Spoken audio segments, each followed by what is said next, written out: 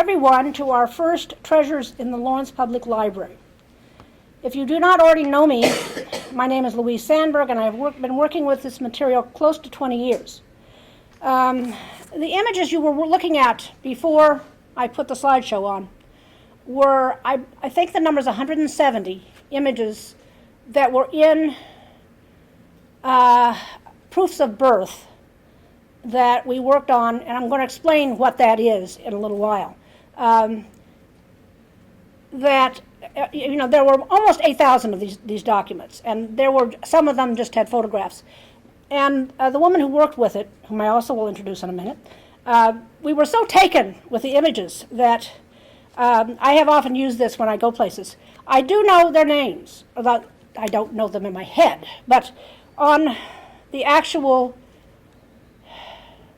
document, the JPEG, I have the name of the last name with the first name at the end of the last name, so we can always look it up for people.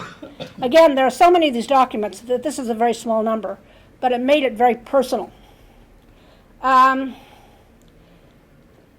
I wanted to introduce you to a variety of other things that I've worked on since I came here that are of benefit to Lawrence history researchers and family history mavens.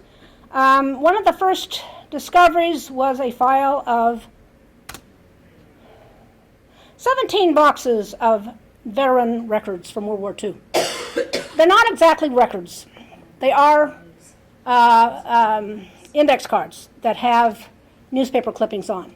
And you'll see on the one you have here that there's the name of another veteran there, so you can take that and see Jackson, whatever his name is, and probably a brother.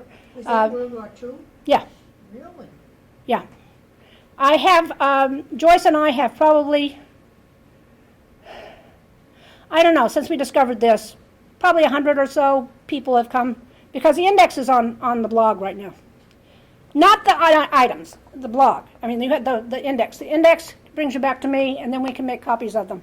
We're talking about several thousand. I honestly, I could tell by looking at the Excel file we have, but I honestly don't remember. If you're looking for a World War II veteran from Lawrence, this is not Andover, this is not Methuen. Haverhill had one too. They haven't done what we've done with it. You go on the blog, you look up World War II, you click on the index, and there you'll find it. And now I want to introduce you to some other stuff that was already here when I came. Our parish calendars. This is St. Mary's. It goes from 1896 to 1986. I think ours is more complete than St. Mary's is. This list includes births, weddings, and funerals, and homilies, and a variety of things. City annual reports. That is, this would be a compilation of departmental records, and it's more useful for history than genealogy, but it has its use. The interesting thing is that it stopped in 1915, and the city has not had an annual report since then. Lawrence School Committee reports. Now these are useful for genealogy because it has a list of Lawrence High School graduates, every graduation, evening school graduates, and grammar school graduates. And they stopped printing these out in the mid-'70s, which is a shame, because it has been very useful to us. And there's a lot of narrative about the school department and what they read and the condition of the buildings and so on. Is 1913 the oldest? No. You don't have 1911? You do have? I have as I just think, I didn't tell you, 1848 to 1976. Oh. Yeah, and I think certainly the school department doesn't have this. Street lists. These are official documents from the city that give you the names of individuals 17 years and older.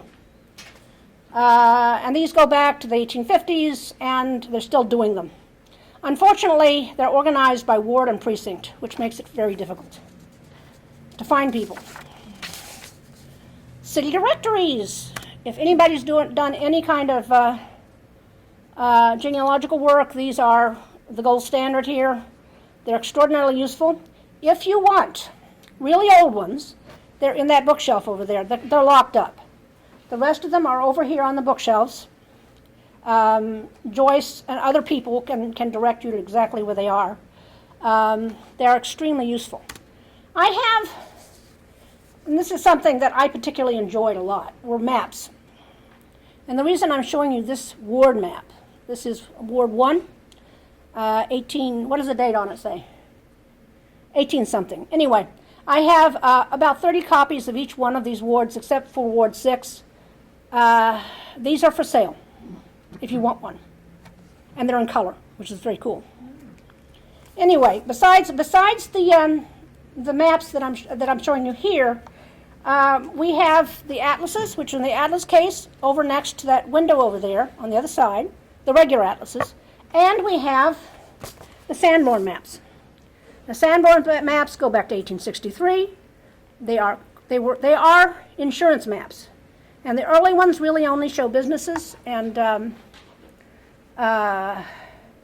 industry. But as you get into the end of the 19th century, everything's in there, and they're very, very detailed. If that interests you at all. Then we had all these photographs, and I'm going to show you just a few of them. This is the high water mark in Gettysburg of the Civil War veterans. I don't know any of the names. This is a lot of stuff I have is, it gives you that, but it doesn't give you the names, and that's too bad. This next one, please identify this woman for me. I think mid-20s, about the time that Thelma Todd came into prominence, but it's not Thelma. They all wore the same swimsuits for like 10 years. And this is just a happenstance that I have this photograph, but I'd still like to know who she is. It's really too hard to search it right now. Then I have all these stuff about various disasters. Every community loves their disaster. We have the cyclone of 1890 in South Lawrence, 2 floods, 36 and 33, the hurricane of 1938. Bridge and the water is up over it. Do you see the stones on the yes. Actually, Frank remembers don't you remember the flood? Yeah, I walked across that bridge in the water. Yes. At my grandmother's house. And Very serious too. I came across that bridge and the water was coming through the boards. The police officer said to me, "You can't go across." I said, "I live on the other side." How am I gonna get across? And he's here to tell us. Excuse me, what Yes. year was that cyclone? 33. 1890. It wasn't a cyclone. Did you They say- called it a cyclone. Oh, did they really? 1890, yeah. It was. All the records call it a cyclone. It was some kind of tornado kind of thing. It was for sweeping with my uncle. I just put this in because this is the interior of the old library building in the 1920s. I love the hats. And this is another unidentified photograph. You never know, you might get lucky. The back of this group are the William Bellini Band. The front is some kind of Italian fraternal organization. The map is too closed up to be able to tell. It's on the steps of Jackson Terrace. I have taken this to Three Saints. I have put it online. Not a single soul has identified it, a grandpa or great-grandpa in it. These are a series of pictures I have from downtown from the early 20s. They're extremely rich, very interesting if you're looking for a store on Common Street or something like that. The quality is quite good. And I put this in because I have a number of these May processionals pictures, not, and I thought I might actually pick out the different ones I have and try to put them together as sort of a little slideshow itself. If you have any of this stuff, you don't have to give it to us. Now we can scan it, as long as you let me use it. It's cool stuff. You don't know what year that is. I think it's from the 30s. Oh, I have some more. They were taken by a local photographer, amateur photographer. I have his name, but I can't remember it right now. Yearbooks. Blue and white, 1944 to the present until they stopped making yearbooks, and Lawrence High School no longer produces yearbooks. There aren't any but a few small yearbooks from earlier years. I have a digital copy from 1916 and a digital copy from 1920. It has to be 1944 to the present. I have some others. I have quite a number of the Patricia Mira, and I'm sure you are aware that's St. Patrick's Girls High School. Well, the older people will know. Oh, okay. Yeah, it's been gone since 71, I think. We have a lot of Central Catholic. Some from what they call, the name of the yearbook was called the Pickout. It was from what became UMass Lowell. It was a technical school in those days. We have the Laurentian, which is the Lawrence High School magazine that went, this is the earliest one, I think it's the 20s. If you are looking for little bits of detail about someone who graduated during any of these years, you might find something. I mean, they talk about plays, they talk about all kinds of stuff. You have to look at it. It's not digitized. It's a matter of, if it interests you enough to do it, then you can do it. High school bulletin, the reason I put this in was this was the literary magazine. And this is where Robert Frost published his first poems. We have almost all of the titles of newspapers that were published in Lawrence from 1846 to the present on microfilm. Some of them, like this one that I'm showing you here, there are only like 3 copies left. It's a glossy newspaper, and I know there were other issues of it. It's too bad because it has some wonderful pictures in it. But most of the other, the Eagle Tribune, the Lawrence Telegram, all the major papers are on microfilm. We have a lot of alternative papers from 60s, 70s, 80s, 90s that we have most of the hard copies of. Now, the Jennings family photographs were in the vault here when I first came here. Here's one of them. They lived on Tower Hill. They actually had a farmhouse on Tower Hill before Lawrence became a city. And the family just gave us the photographs, and this guy actually died at Bull Run, I think. Records of Bellevue Cemetery, done by the Betsy Ross chapter of the DAR. I believe that Bellevue has a very good records of their own, but this can get you started on it. It's a manuscript, not a publication. Now, over on that table is the Lawrence, let's see, what is it called here? It's biographies and obituary notices. Someone decided to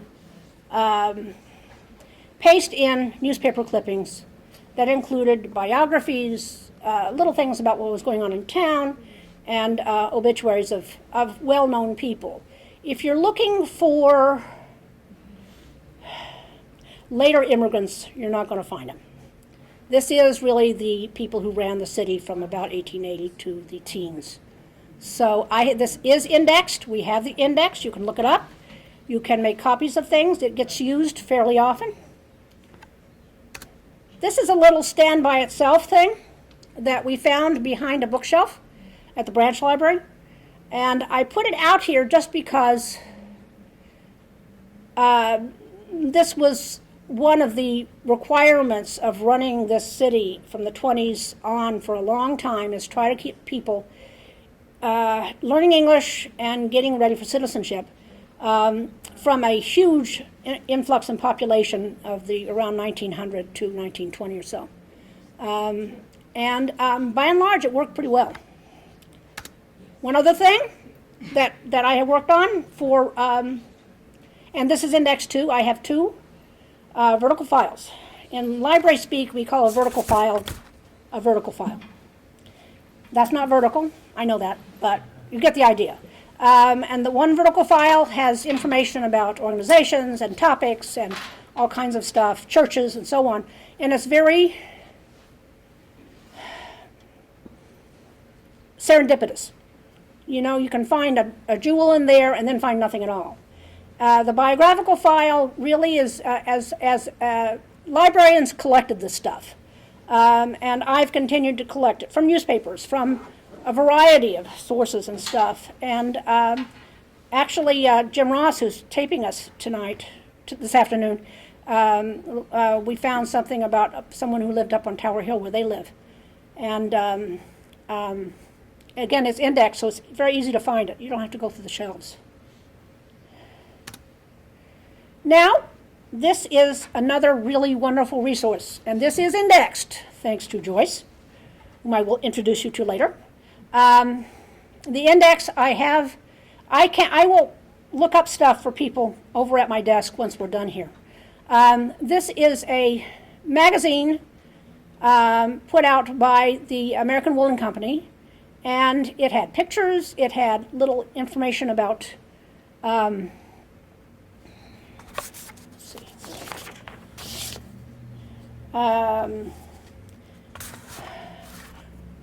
what wedding they were going to, the bowling league, who had a baby, and up until now, and we did it this like 4 years ago, something like that. I have the date on it. Only one person, and the index again is online, has come forward to me, and they were thrilled. Not only did it have information about her relative, but it had a picture. And there is another one. We haven't done this one yet, but it's out here. Both of them are out here on the table. You're welcome to look at them. If you knew someone who worked at either one of these mills. The one for this one, the Arlington Mills one, is from the World War II years.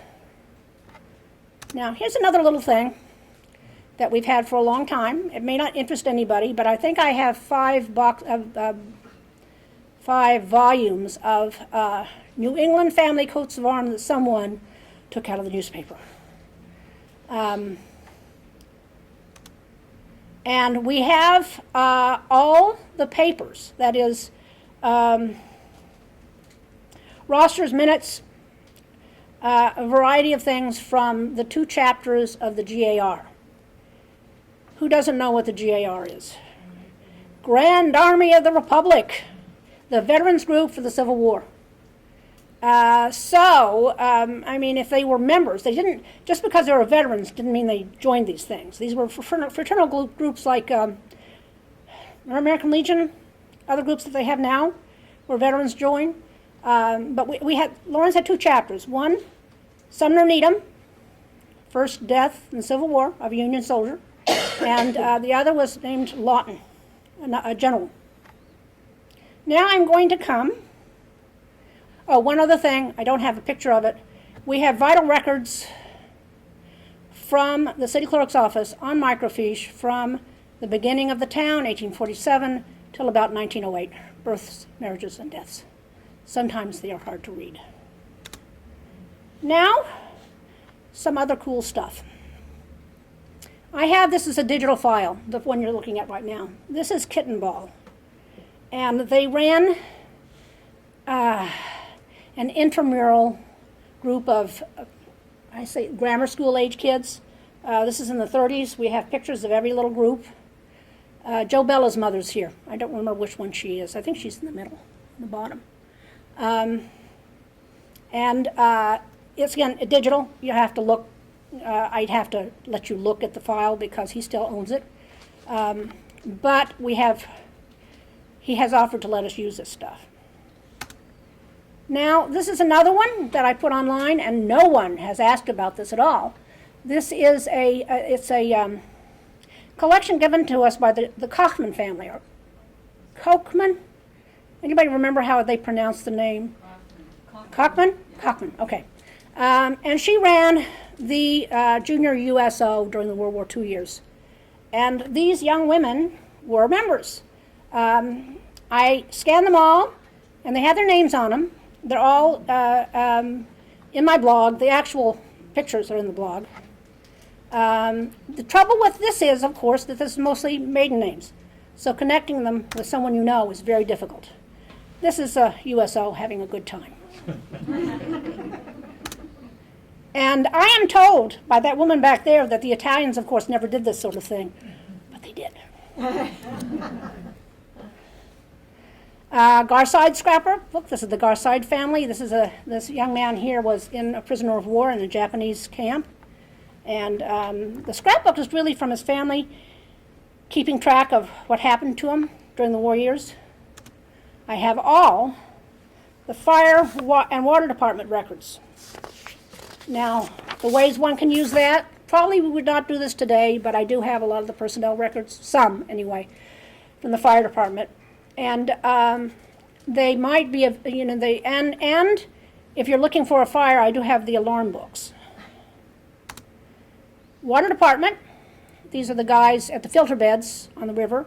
Water department records would actually, the thing it would give you is when your house was connected to the water system. The plans. As you can see, this is the high school building, isn't it? Or where they were going to put it. I got a lot of stuff from the engineering department. Still not quite finished yet. Some of the stuff is really remarkable. Here is a tenement, basically. The way it should have looked, I guess. Another thing that's really wonderful are the street and sewer plans. I have one of the very early street plans over here. It actually shows you the original drawings, and these are hand-drawn plans for the starting of streets or the continuation of streets. Lawrence High School athletic photos. This is the 1881 football team. I put this one up because it's so remarkable. I mean, look at the protection they have. And here's a later one. And at least they have their helmets down there. This goes from the 1881, which is the earliest photograph, up until, there really weren't teams. And the teams were very not organized until the 20th century. And then I'm going to show you just a few photographs that have come in since I've been doing this work. This is the Vogt family, V-O-G-H-G-T. This is the Rocky Club. I assume there are going to be some people that know what I'm talking about here. Okay. What year is that, do you know? I 20s. This is a thing from the Jewish community.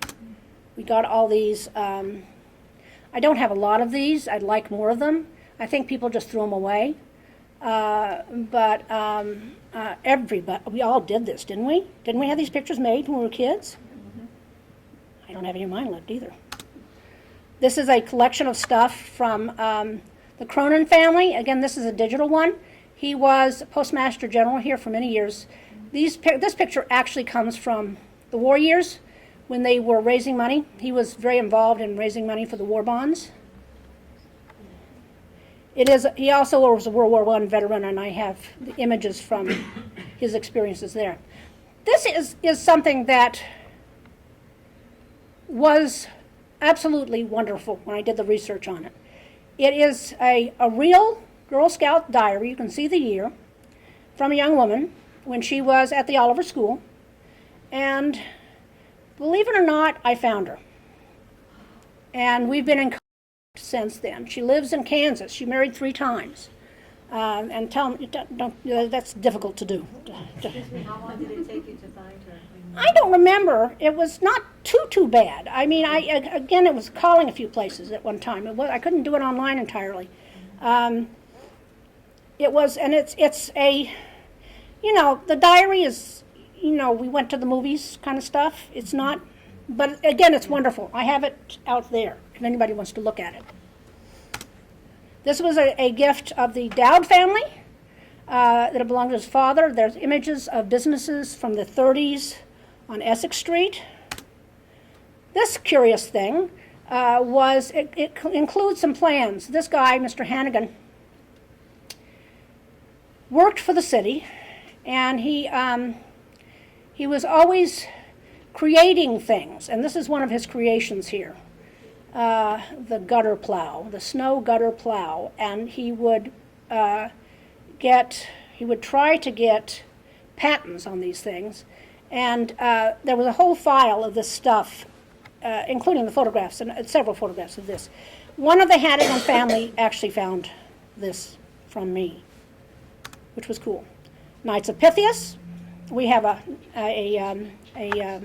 minutes from the Knights of Pythias, the Regan family stuff, and now we're going to get the incredibly cool stuff.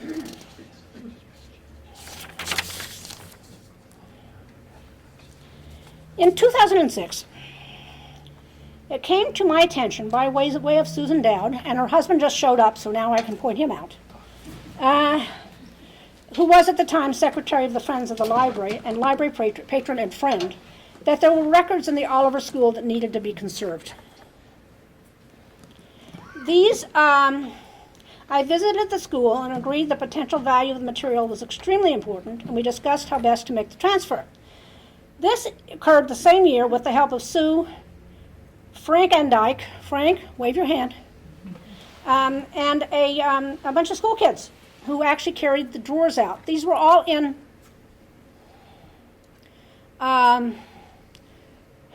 they looked like card catalog drawers. They were big metal things. I did have a picture of it, and I can't find it. And these kids carried them out to Frank's car and my car, and we brought them over here. And then we unloaded them, and then we looked at them. One batch were in envelopes like this. And once you see them, you will understand how bad this was. Not only were the envelopes terribly acidic, you can see by the color of them that they've deteriorated a great deal, but the stuff, by and large, was folded up in them. They are unfolded now. And we went through 3 people, that table, for a long time. It was Arlene, Susan, who else was working with you? Joyce, I'm sorry, Joyce, yes. And the one wonderful thing about these women is that they were all school teachers. And I'm telling you this, the reason why this was particularly wonderful is because they have school teacher handwriting. If I was doing this, oh, you don't want to even think about it, quite frankly. So they, that's what the rules were when we were doing them. We took them out, and they were more or less in alphabetical order. Correct, ladies? Not always, but most of the time, yeah. They had things written on the envelopes. These were deteriorating, so sometimes you couldn't read them all. There were times when we came to something inside that was in a foreign language, and we could not read it. And the image of the writing on the envelope had gone. Fortunately, I've been finding translators of Arabic, Greek, Russian, Turkish, and they've helped us do this kind of thing. Particularly, thank them at St. Anthony's. One of the priests there has been a very big help. I'm going to give you this is the continuation school, which is another thing I'm going to talk about in a minute. Laura, did you help with the writing on the folders too? I may have. Okay. Laura has been a big help too. I just don't want to miss anybody.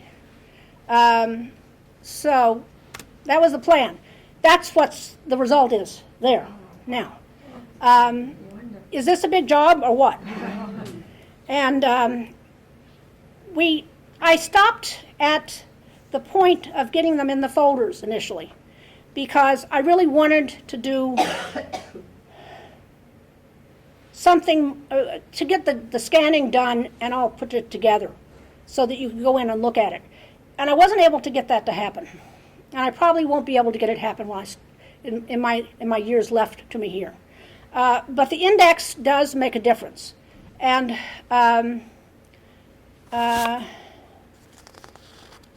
ultimately, Joyce did do this. Really, I don't think anybody else did this but you. Am I right? Yes. Joyce Bodenrader, right over there. And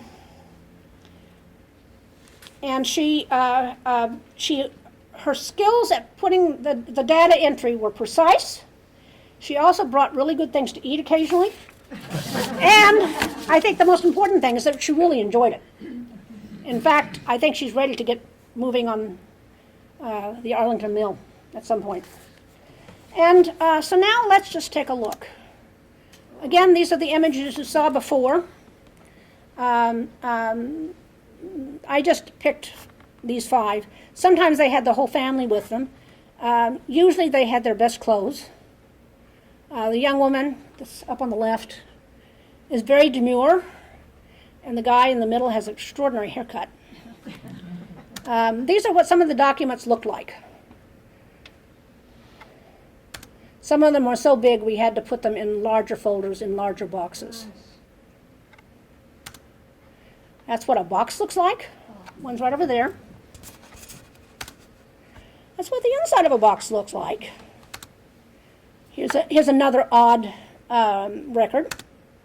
This is from the Ottoman Empire. If anybody, those who recognize the seal of the Ottoman Empire, it's the thing on the top. They're very hard. We have actually a staff member from Turkey, but it's very hard to read this stuff. It's very flowery language. And of course, Turkey does not use Arabic script anymore either. There's one that's right out that Joyce thought was particularly good. And now we'll go to the next one.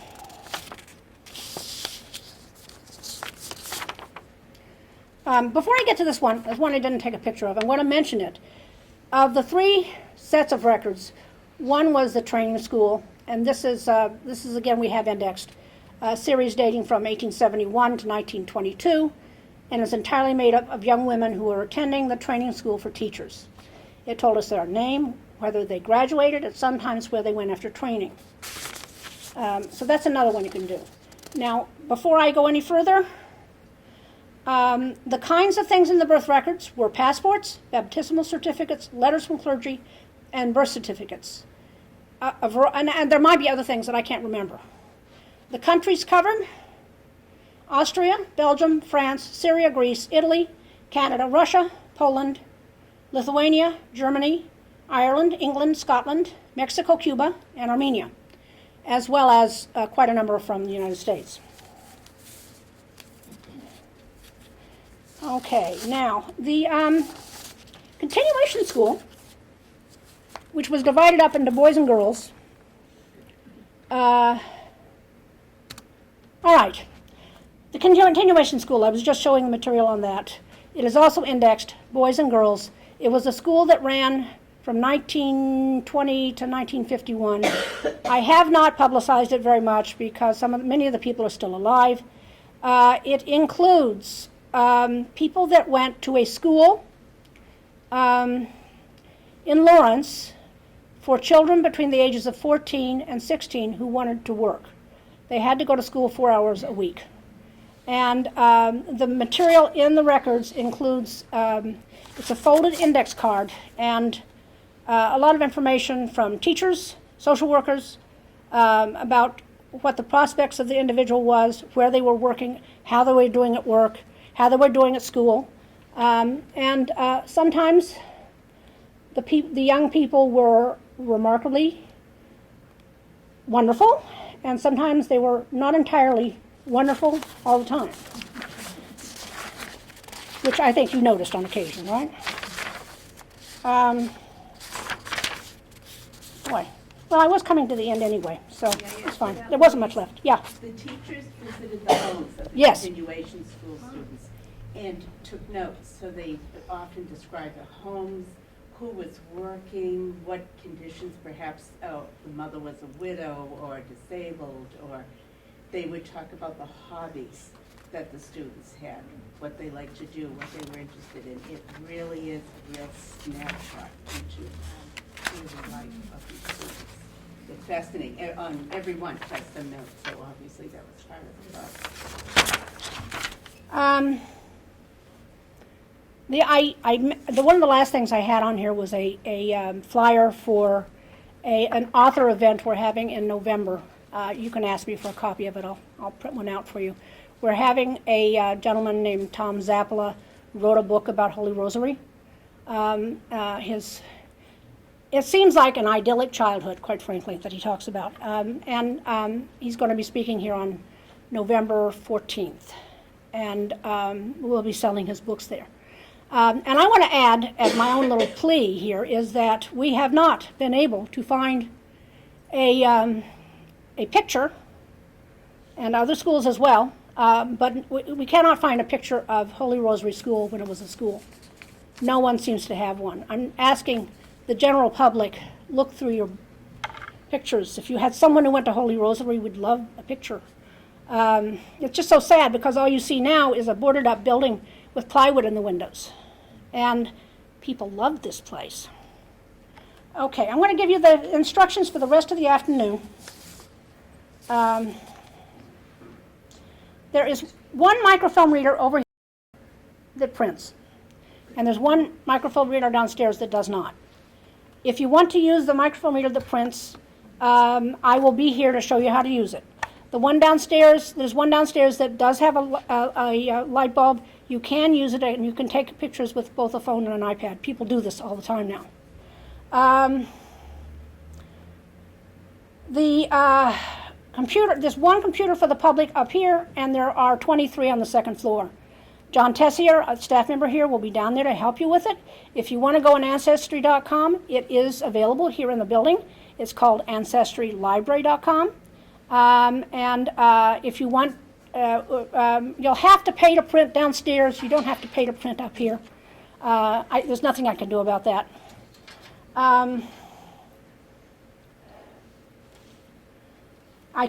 We can also, anything you want, I can take it in and we can make copies, or we can scan them onto digital copies if you want.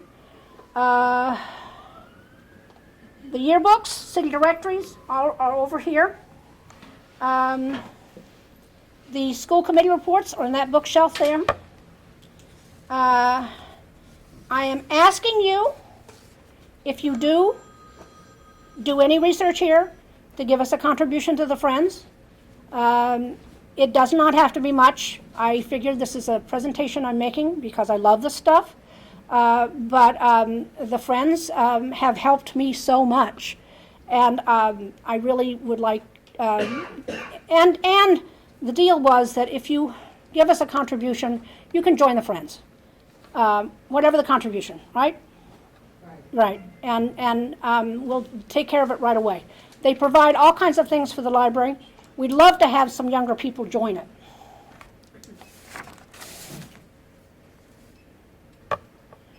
I also have two other things I want to mention here. One is, did anybody here go to the Weatherby School? I have books over there in front of my desk that I've already picked out what I want for the library. They were owned by the Weatherby School, and they are stamped by the Weatherby School. If you want one, take one. Or two, for that matter. The Irish books are over there. These are duplicates of things that we have in the Irish collection at the branch. I'd rather a contribution for them, but I won't hold you back if you really want them. And I am going to be at my desk. I can look anything up for you in the various different databases that we have available. Joyce is going to help. Dermot, my other volunteer, God bless him, who has been such a help to me, let me tell you. And anything else that you want to know about or think that I do have the information, you know where to go. And please take a card. Our high tea, such as it is, it's right over there. Yeah.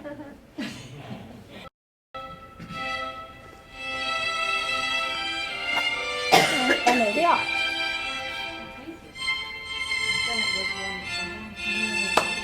You were a good audience.